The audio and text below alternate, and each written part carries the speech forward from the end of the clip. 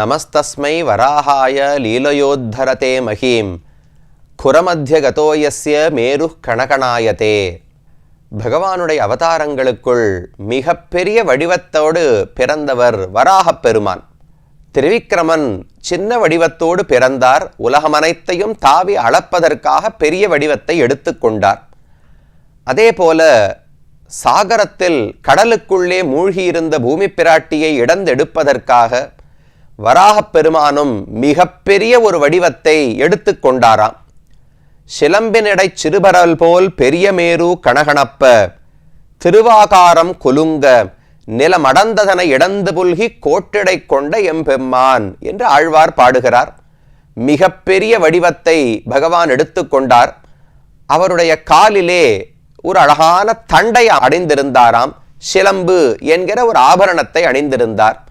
அந்த சிலம்புக்குள்ளே சின்ன சின்ன முத்துகள் கற்களை எல்லாம் விடுவார்கள் அல்லவா, அந்த கல்லினுடைய ஸ்தானத்திலே மேரு பர்வத்தையே போட்டு விடலாமாம். மேரு என்பது மிக உயரமான பர்வதம். ஹிமாச்சல பர்வதம் இருக்கிறது, விந்திய பர்வதம் இருக்கிறது. இந்த மலைகளையெல்லாம் எடுத்து வராகப் பெருமானுடைய கால் சிலம்புக்குள்ளே பரல்களாக போட்டு விடலாம் என்று புராணம் தெரிவிக்கிறது. அப்பேற்பட்ட வராகப் பெருமானைத்தான் தற்போது நாம் திருக்கடல் மல்லையிலே தரிசிக்க இருக்கிறோம். திருக்கடல் மல்லை ஸ்தலசயன பெருமானுக்காகவே ஏற்பட்டது. ஆனால் இதே ஊருக்குள்ளே பெருமானுக்கு வராகப் பெருமானுக்கும் ஒரு சந்நிதி இருக்கிறது. இங்கிருந்து சற்று தூரத்தில் தான் திருவிடவெந்தை நித்திய கல்யாண பெருமாள்னு சேவித்தோமே. திருவிடவெந்தையிலே வராகப் பெருமாள் தன்னுடைய இடது மடியிலே தொடையிலே பிராட்டியை அமர்த்தி வைத்துக் கொண்டு சேவை சாதிக்கிறார். அவரை தரிசித்தோம். அந்த பெருமானுக்கும் இந்த திருக்கடல் மல்லைக்கும் ஒரு தொடர்பு உள்ளது. அதனால்தான் இந்த இடத்திலும் வராகனாகவே பகவான் சேவை சாதிக்கிறார். அது என்ன கதை என்று பார்ப்போம். இந்த கோவிலும் இங்கு திருக்கடல் மல்லையிலே அமைந்திருக்கிறது. ஸ்தலசயன பெருமான் கோவிலை தவிர இது ஒரு குடவரை கோவிலாக மலையிலேயே செதுக்கப்பட்ட ஒரு கோவிலாக அமைக்கப்பட்டிருக்கிறது.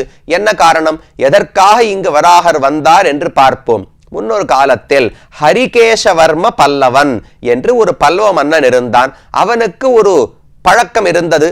தினமுமே மகாபலிபுரம் தன்னுடைய தலைநகரம் மாமல்லபுரத்திலிருந்து புறப்பட்டு திருவிடவெந்தைக்கு போய் அந்த வராகப் பெருமான சேவிக்கணுமாம்.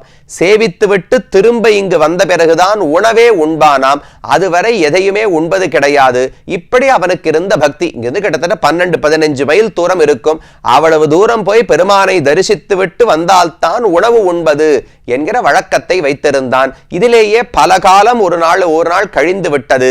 அவனுடைய பக்தியை பார்த்து பகவான் ஆனந்தப்பட்டு இவனுக்காக நாமே சென்று காட்சி கொடுப்போம் என்று முடிவெடுக்கிறார். நித்திய கல்யாண பெருமாள் இருக்காரே, அங்க இருக்கிற தாயார அப்படியே ஒரு சின்ன பெண்ணு வடிவத்தை எடுக்க வைத்தாராம். மூலவர் வராகப் பெருமான் தானே ஒரு வயோதிகர் வடிவத்தை எடுத்துக்கொண்டு 2 பேருமாக இந்த ராஜாவை சந்திக்க வருகிறார்கள். ஹரிகேச வர்மன் இங்கிருந்து புறப்பட்டு திருவிடவெந்தைக்கு போறார். போற வழியிலே பெருமானும் தாயாரும் வந்து சந்தித்து, எனக்கு ரொம்ப பசியாக இருக்கிறது, உணவு கொடு என்று பகவான் கேட்டாராம்.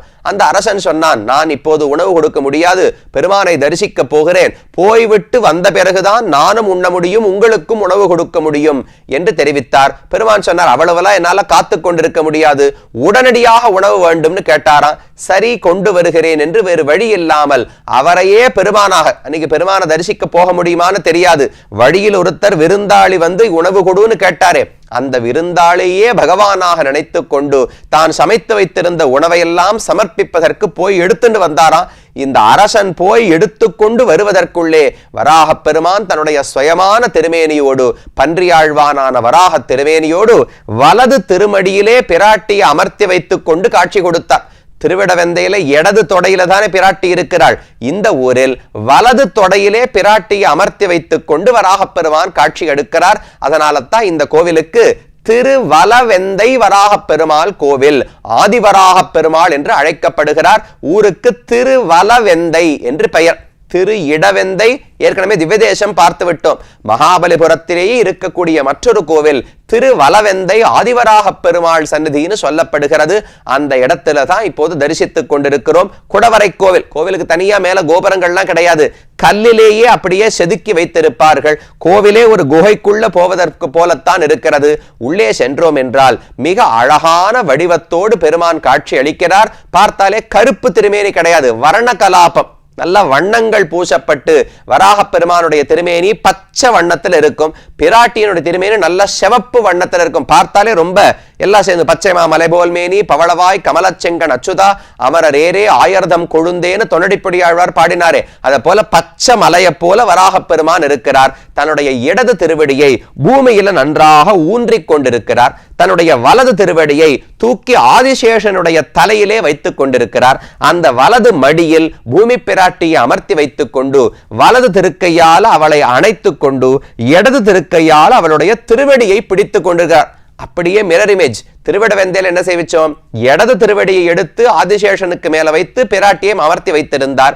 இங்க அப்படியே மாற்றி வலது திருமடியிலே அமர்த்தி வைத்துக் கொண்டிருக்கிறார். பிராட்டிக்கு எப்பவுமே வலப்பக்கம் தானே, வடிவானின் வலமார்பினில் வாழ்கின்ற மங்கையும் பல்லாண்டு என்று மார்பில வலப்பக்கத்திலே பிராட்டி இருக்கிறாள். ஒருவேளை அதனால தான் வலப்பக்கத்தில் பகவான் தன்னுடைய பக்தர்களுக்கு தன்னுடைய உடம்புல சில சில பகுதிகளை எல்லாம் கொடுத்து விடுவாராம்.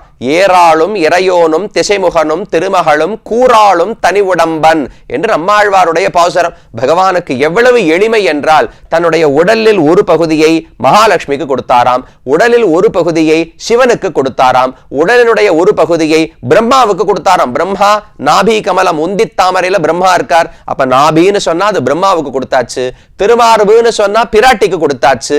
கூறு செய்தும் ஏராளும் இறையோனும் திசைமுகனும் திருமகளும் கூறு ஆளும் தனி உடம்பன், அவரவருக்கு தன்னுடைய உடலிலே ஒரு பகுதியை பகவான் ஆழ்வதற்காக கொடுக்கிறான். அதை போல பிராட்டியை வலது திருமடியிலே அமர்த்தி கொண்டு வராக பெருமான் மிக அழகாக இந்த இடத்திலே காட்சி அளிக்கிறார். அவ்வளவு பெரிய வடிவம், நிலமடந்ததனை இடந்து புல்கி கோட்டிடை வைத்து அருளிய என் கோமான் கண்டீர் என்று ஆழ்வார் பாடுகிறார். அந்த வராக பெருமான் ஹரிகேசவர்ம பல்லவனுக்காக நீ அவ்வளவு தூரம் வந்து இனிமேல் தரிசிப்பதற்கு சிரமப்பட வேண்டாம், இங்கேயே உனக்கு காட்சி அளிக்கிறேன் என்று இந்த இடத்துக்கு வந்து சேர்ந்தார். அதுதான் இந்த திருவலவெந்தை பெருமானுடைய ஸ்தல புராணம். இந்த ஊரிலே அப்ப சயன திருக்கோலத்திலே சேவிச்சிட்டோம். இவர் பாதி அமர்ந்து நின்பது போல ஒரு திருக்கோலத்தில் இருக்கார். ஆகவே வராகர் ஸ்தலசயன பெருமாள், அதே போல அவருடைய உற்சவராக உலகுய்யன் என்ற பெருமான சேவித்தோம். இந்த வராக பெருமானுக்கும் ஒரு உற்சவமூர்த்தி இருக்கிறார், அவருக்கு ஞானப்பிரான் என்று பெயர் வழங்கப்படுகிறது. வலது கையில அபயஹஸ்தம், இடது கையை இடுப்பு கீழே கட்டிஹஸ்தமாக வைத்துக் கொண்டு சங்க சக்கரங்களை ஏந்தி கொண்டு பெருமான் இருக்கிறார். மாசி மாசம் பௌர்ணமி நட்சத்திரத்தன்று கருட வாகனத்துல போய் தீர்த்தவாரி கடலிலேயே தீர்த்தவாரி கண்டருளுகிறார். இந்த கோவிலில் தாயாருக்கு அகிலவல்லி தாயார் என்று திருநாமம். அகிலம்னா ஒன்று விடாமல் அர்த்தம், வள்ளி அனைத்தையும் உடையவள், ஒன்று விடாமல் அனைத்தையும் தன் வசம் உடையவள் என்று பெயருக்கு பொருள். அப்படியா, பகவான் தானே அனைத்தையும் தன் வசத்தில் வைத்திருக்கிறார், பிராட்டியும் பகவானுக்கு வசப்பட்டவள் தானே என்னால் உண்மைதான். ஆனா பகவானும் பிராட்டிக்கு வசப்பட்டவன் தானே. அவ்வளவு ஆசை பூமி பிராட்டியின் இடத்துல பகவானுக்கு உண்டு. அவள் சொன்னா ஒரு வார்த்தை மீறி நடந்து விடுவானா? அப்ப நம்மை போன்ற பக்தர்களையும் தன் வசத்திலே வைத்திருக்கிறார்.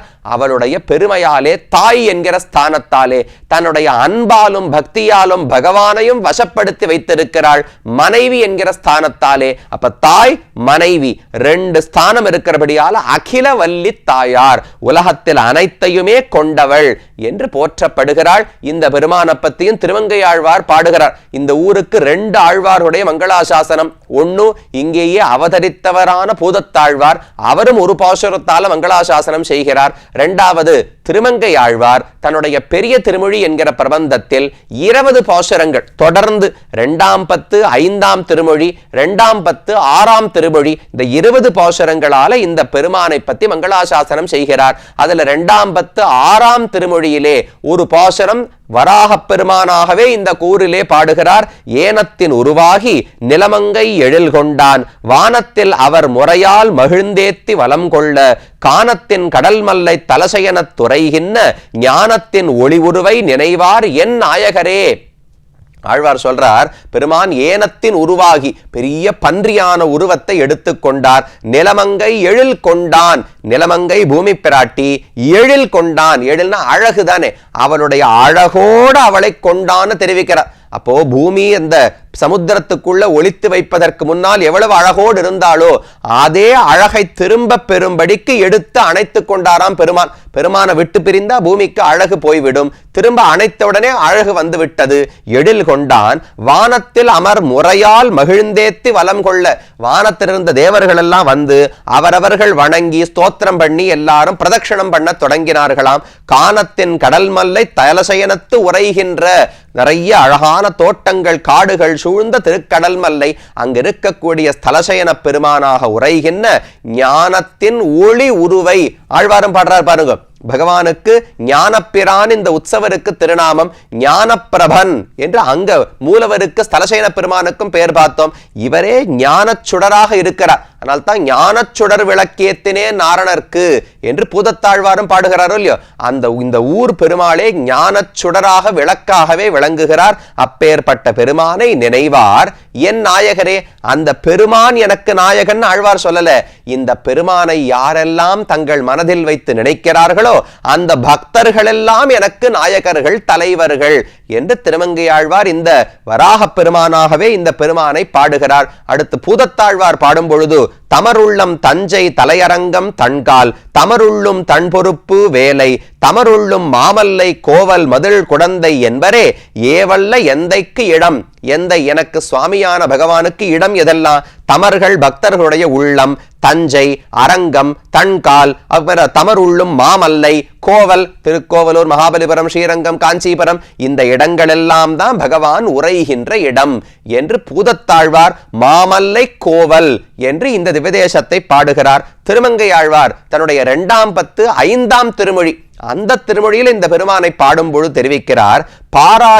பாராயது உண்டுமிழ்ந்த பவளத்தூணை பாடு கடலில் அமுதத்தை பரிவாய் கேண்ட சீரானை எம்மானை தொண்டர் தங்கள் சிந்தையுள்ளே முளைத்தெடுந்த தீங்கரும்பினை போரானை கொம்புசித்த போரேற்றினை புனர்மருதம் நடந்த பொற்குன்றினை காரானை இடர்கடிந்த கற்பகத்தை கண்டது நான் கடல் மல்லை தலசயனத்தே.